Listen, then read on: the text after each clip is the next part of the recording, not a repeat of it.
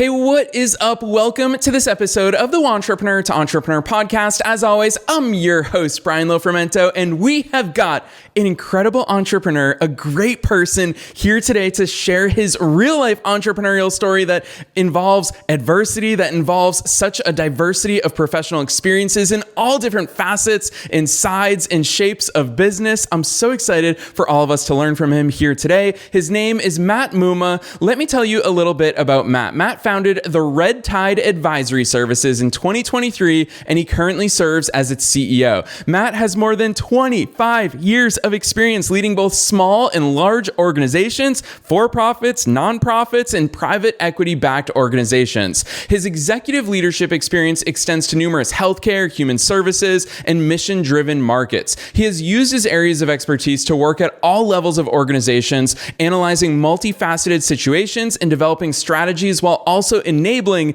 and implementing tangible results, which is what we're all seeking, that often require the facilitation of solutions between numerous diverse and complex groups. Now, Matt's experience, I use the word diverse to kick off this episode, and it's because he has experience when it comes to strategic planning, process improvement, re-engineering, risk management, corporate compliance, as well as so many different aspects of business. So I'm excited about this one. I'm not going to say anything else. Let's dive straight into my interview with Matt Mumma.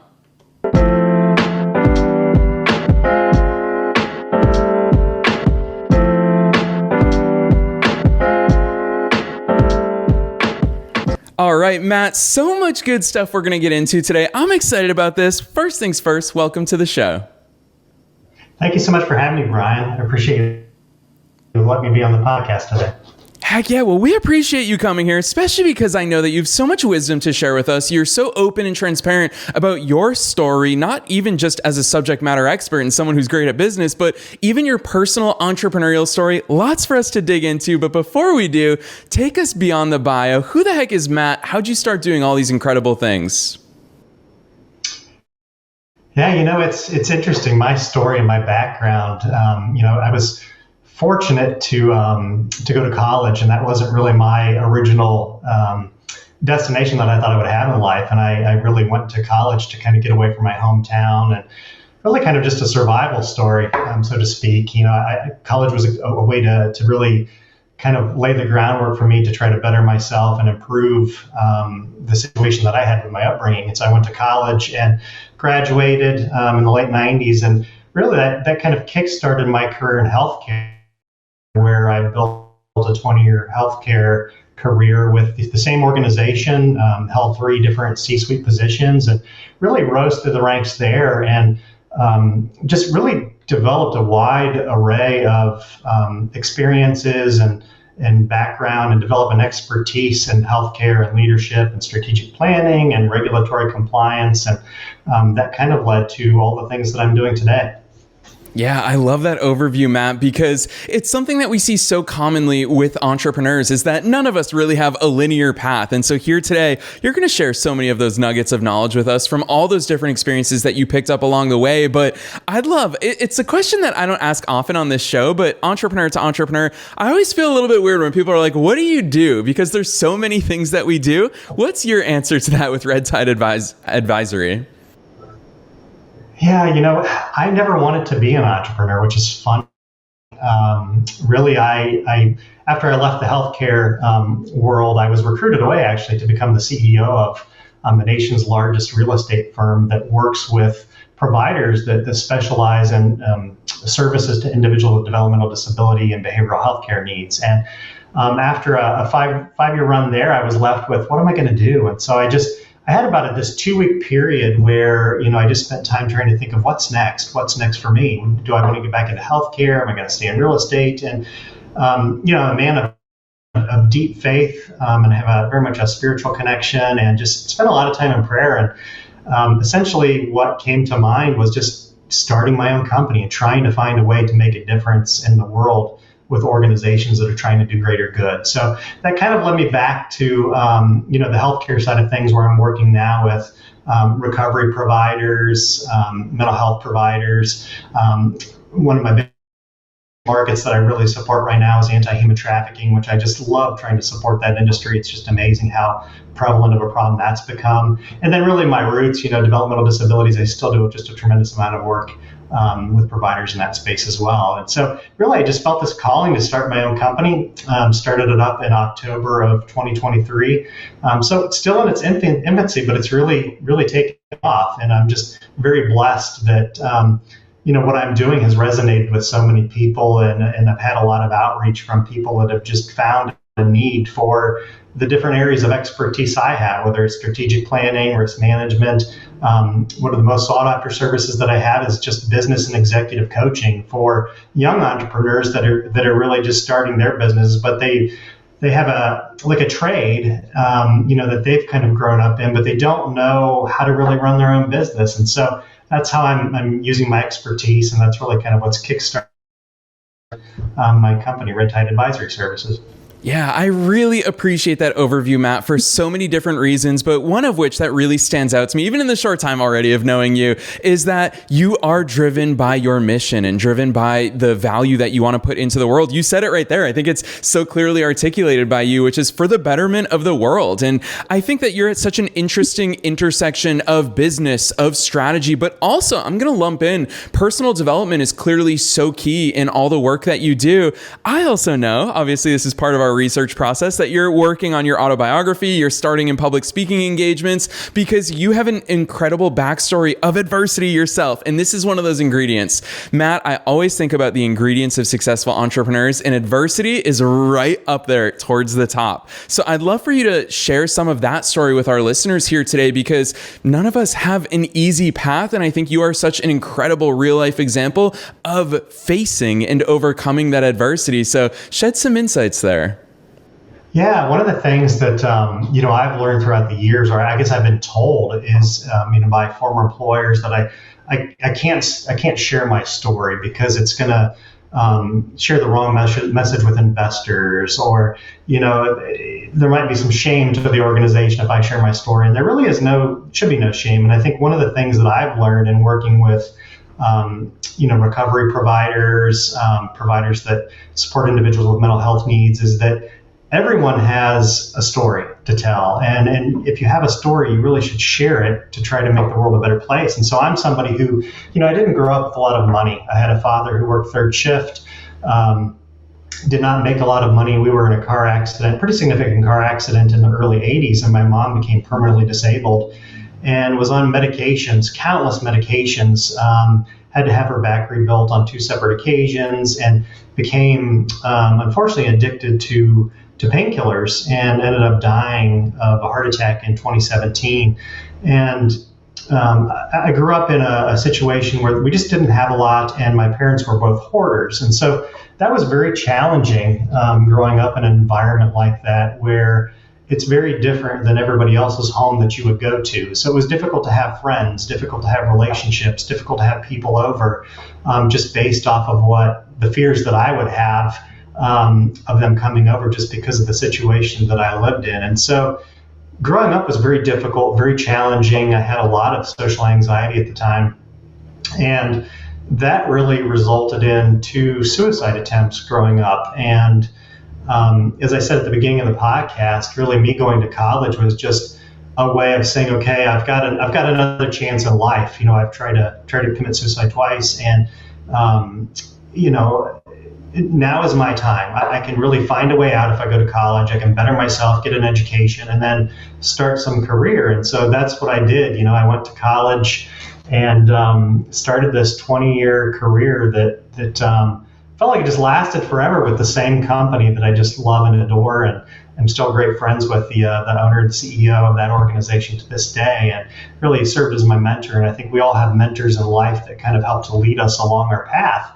And, I'm someone who, I still struggle at times with depression and anxiety, but, that doesn't prohibit me from doing things in life. And so my mission has been to really try to find a way to take the skill set that I've developed professionally, over the last couple decades, and try to find ways to help people and the providers that help support them to really better themselves. I wouldn't be here today if it wasn't for a few people that really cared about me in just an absolutely wonderful and beautiful way, and saw potential and value in me. And so we all have potential. We all have value in life. And I think that, my mission and the mission of Red Tide Advisory Services is just to work with providers that are really trying to do a greater good for individuals that are coming out of human trafficking, that are in recovery, that have mental health needs, or as someone with developmental disabilities that needs adequate housing. And so that's what's driven me professionally, is just to try to better myself, try to give back to people.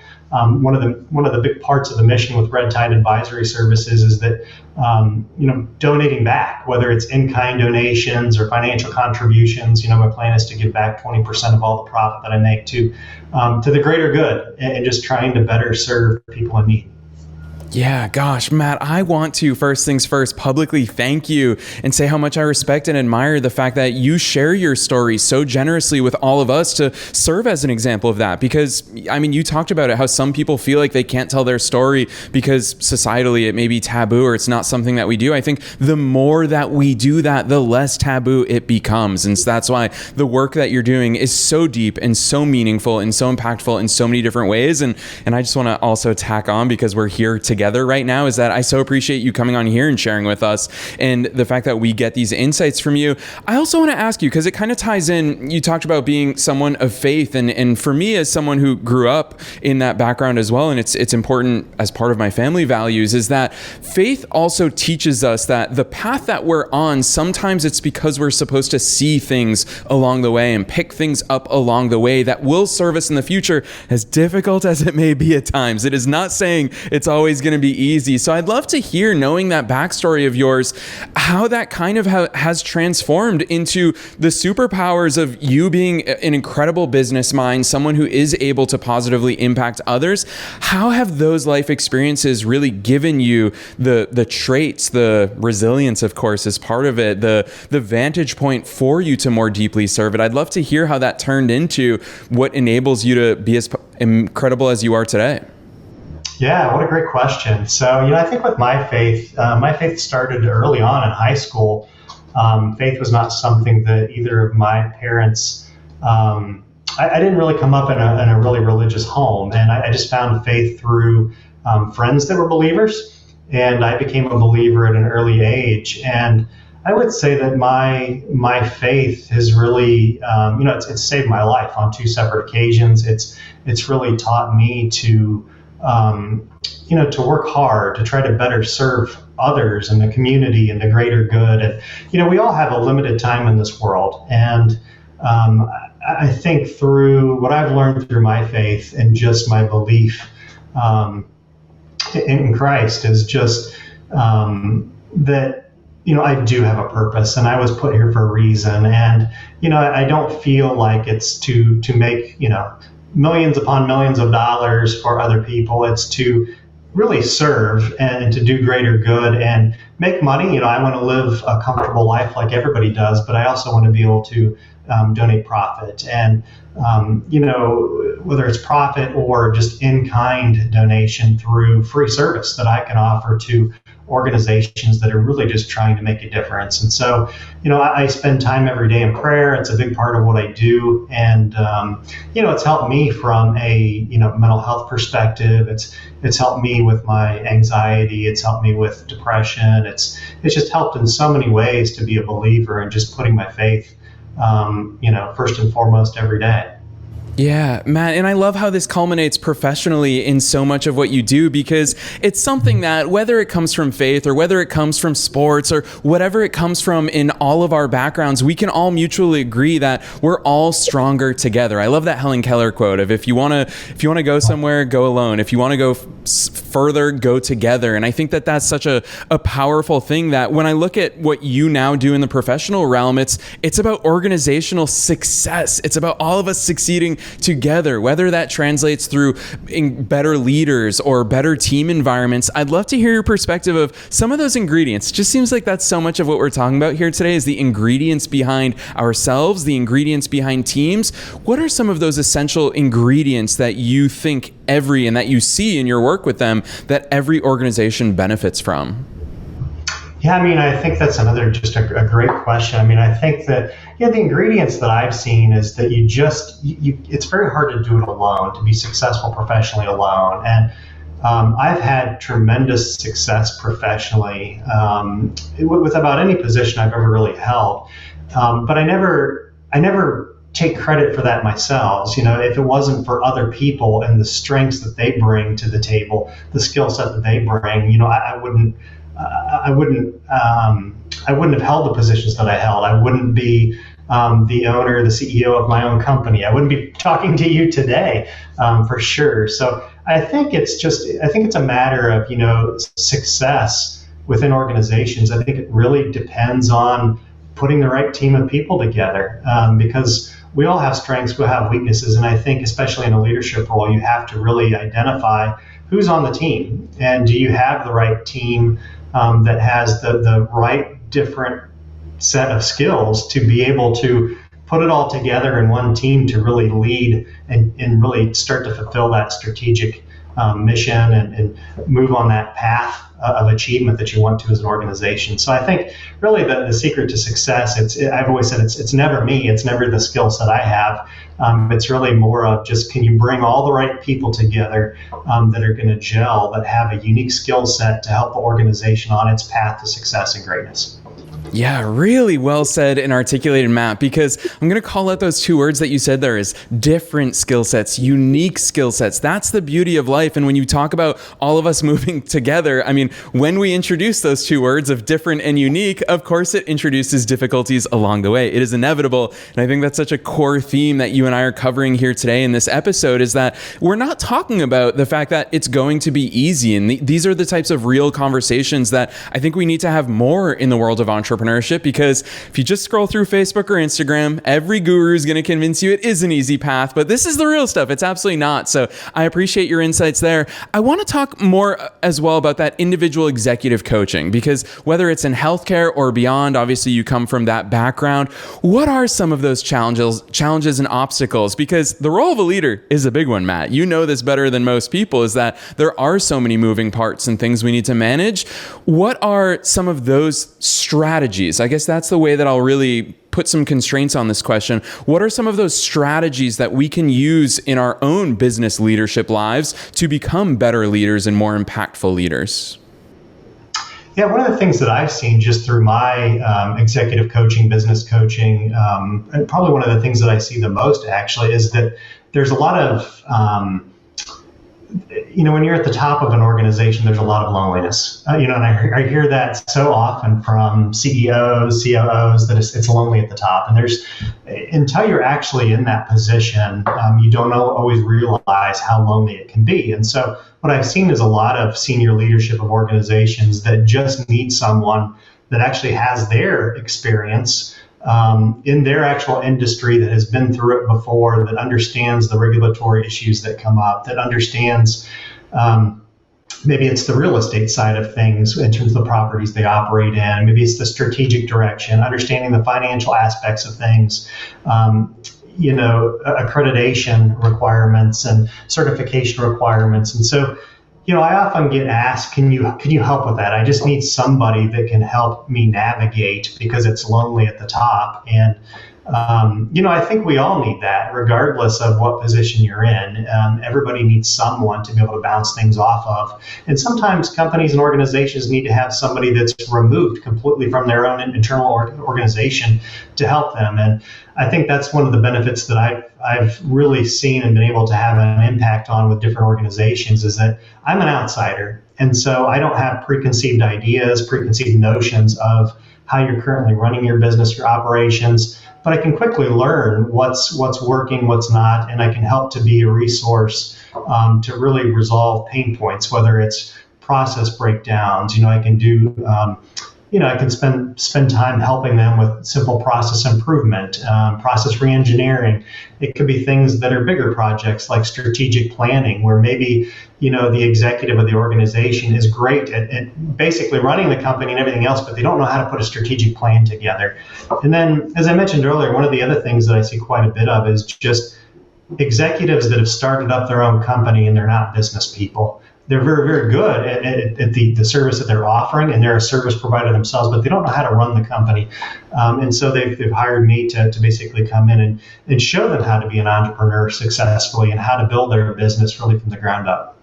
Yeah, Matt, I always tell people I've got one of the coolest jobs in the world because I get to talk to entrepreneurs all day, but you do the exact same thing. And part of what it's a quote that I've always loved is that you can't read the label from inside the jar. And I've always felt that people in your position have a unique advantage because you said it. I mean, you are that third party walking in and being like, it's right there in front of you. You just can't see it because you're in it. So I do think it gives you such a powerful vantage point.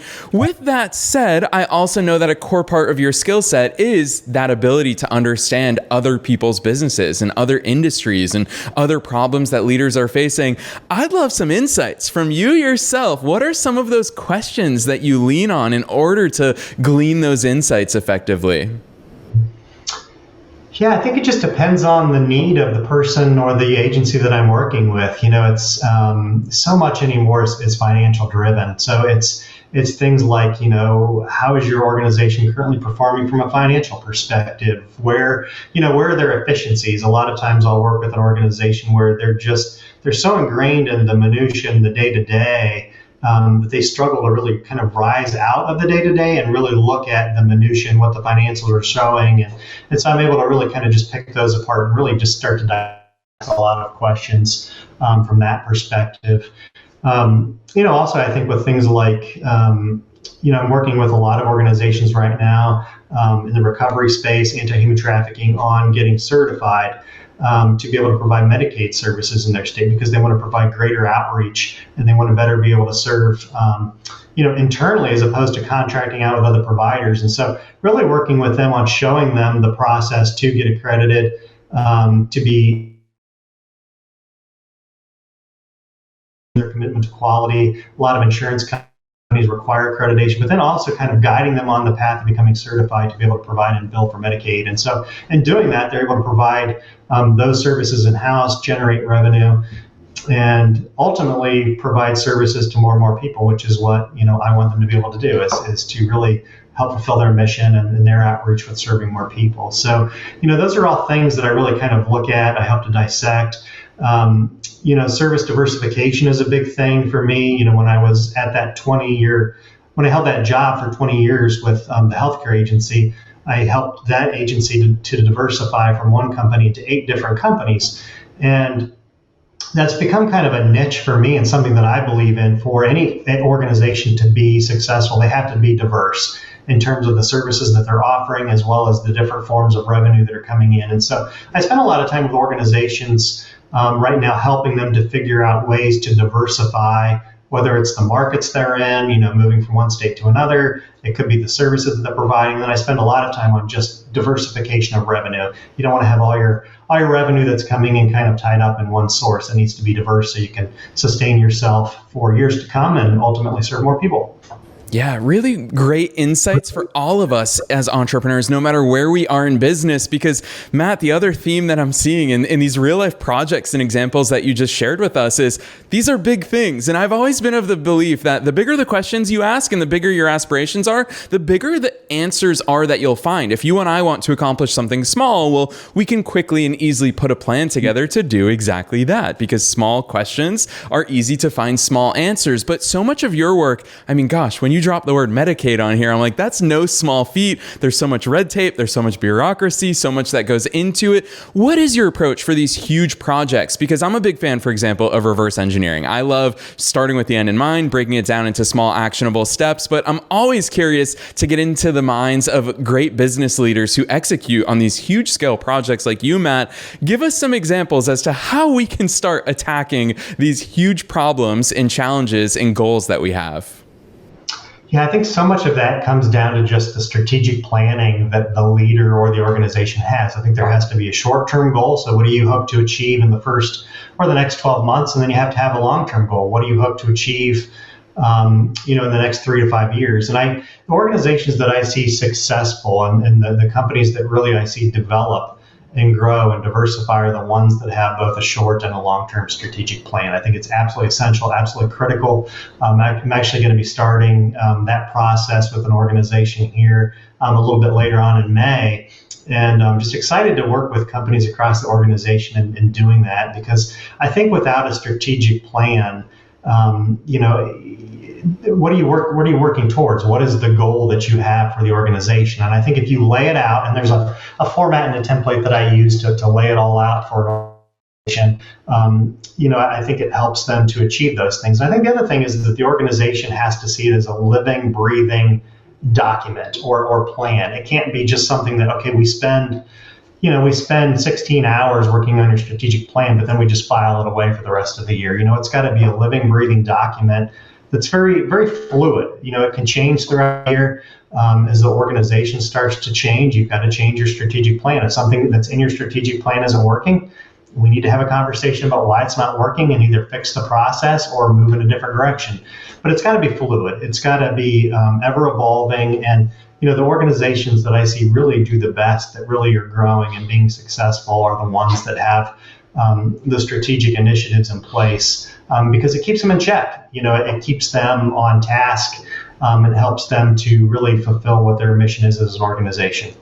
Yeah, and that's why when it does come to business buzzwords, which there's so many out there, one that I have always bought into is that North Star. And hearing you even echo that sentiment of we have to know what direction we're moving in, it's really encouraging, because I think it's something that guides all of us. And if we don't have it, you're right. Which direction are we going? How the heck are we going to navigate there when we don't even know the destination? So I love those real life insights, but I'm going to pick on one word that you said there, Matt, because a guest once said this. This was a few years ago, probably hundreds of episodes ago, but within the context of talking about change, one of our guests said that nobody likes being changed, but they like being a part of the change. Talk to us about that buy-in, because so much of your work is bringing positive, of course, change on board inside of these organizations. What's the buy-in like in these different organizations that you work with? And most importantly, obviously, entrepreneur to entrepreneur, what are some of those strategies that you use to gain that buy-in with your clients? Yeah, so change. I think it's a critical thing for every organization. Every organization is forever changing, and I see a lot of times organizations that ask me to come in and do work with them, I see that there's struggle or there's resistance to change, and it's the thing that we probably have all heard time and time again. This is the way we've done it. It's the way we're always going to do it, and so I think, if I notice that there's that difficulty up front in working with an organization, then I typically try to pull the leader aside and have a conversation about that. Like, what is the openness to change here? Because you have to be willing to change, especially as you're moving into different markets, wanting to serve different populations of individuals. Maybe it's moving into a different state. Sometimes an organization has a different idea of the direction that they want to go. They don't. One person wants to diversify, another feels that it's not relevant. And so I think one is just trying to understand for the board, the senior leadership, what direction they want to move in. Are they on the same page? If they're not, there have been conversations that I've held strategically with organizations where we've spent time on why there is a difference of opinion. Why is there resistance to change? What it's going to take to make somebody open to change. And I find more often than not, if you just sit down and have conversations with people about what they're struggling with, as opposed to avoiding the issue altogether, it often requires a little bit more time, but I often find that it's very constructive to do that. And the result is usually that you and the whole group really comes out kind of on the other side more together and on the same page in alignment with kind of the moving forward. So I would say, the best way I could answer that, I guess, is just, I think you have to have a healthy discussion about why people are opposing moving in a certain direction, whether it's diversification, bringing in different forms of revenue. Maybe it's something as simple as a process. We just don't want to change the process because we've always done it. Even though the process may be completely broken, they want to continue just to do it that way. And if you talk through it, I often find that you can get them to understand how it is broken, and they'll realize that it is. And sometimes I think it's just pride. People don't want to admit that they're wrong. And I think they often don't want to do it in a strategic setting with the rest of the executive group. But healthy discussion is the best thing that you can ever do. I think that's the organizations that are successful, that move forward, are the ones that really have pretty open dialogue and communication with internally with the whole group, and that helps them to succeed. Yeah, Matt, I'll tell you what, that was a masterclass, not only in the question that I asked you, but listeners, go back and listen to that answer from Matt again, because that really is a masterclass in just how to deal with people. And whether you are working with teams in the capacity similar to Matt, or if you just have clients in your business, that advice and those strategies he just dropped on us, it literally works across the board. So Matt, I love that strong emphasis and encouragement on those conversations. It's that real stuff that so often comes back to the why. It's why I think we all really respect Simon Sinek's work. Start with why is because it speaks to the limbic system that's inside of all of our brains. It's that old emotional part of our brain that's how we as humans decide our behavior, and we decide how to make choices in life. So I think it's so powerful that you really approach it through that lens, and I think it serves every single one of us. So Matt, I'm going to ask you this last question, and I always end episodes this way. I have no idea which direction guests will take it, and that is, what's the takeaway? For listeners here, I feel like they're going to share my view of this, that you've challenged us to step up as better leaders, as better entrepreneurs, as better people, mission-driven entrepreneurs in so many different ways. So we all have a lot of homework, but what's that one thing, if you could impart on every entrepreneur and entrepreneur around the world who's listened, what's the one thing you hope they do or they consider moving forward from here? Yeah, what a great way to end the segment here. I would say my takeaway for everybody is, everybody wants to make money as an entrepreneur.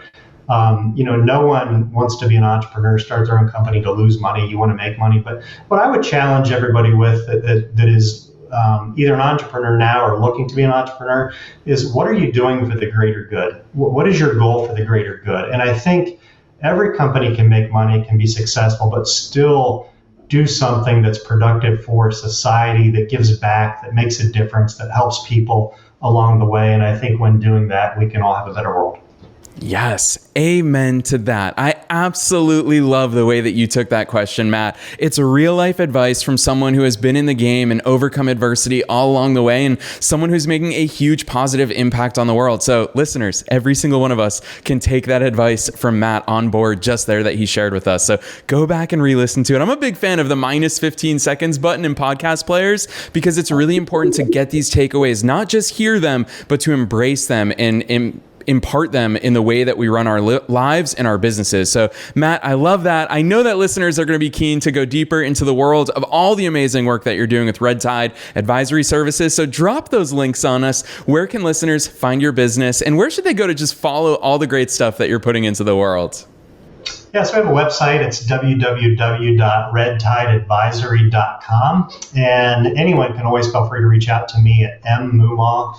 That's MMUMMA at redtideadvisory.com. Yes, listeners, you already know the drill. We are making it as easy as possible for you to find Matt's business website at redtideadvisory.com. That link is down below in the show notes, wherever it is that you're tuning into today's episode, as well as we are also including a link to Matt's personal LinkedIn, because if you just want to reach out to him and connect with him and have an incredible entrepreneur in your network, or even just to say thank you for being so generous and transparent in the way that he shares and he shows up in the world through service, we're including those links down below. So Matt, on behalf of myself and all the listeners around the world, thanks so much for coming on the show today. Thanks so much, Brian. Appreciate it.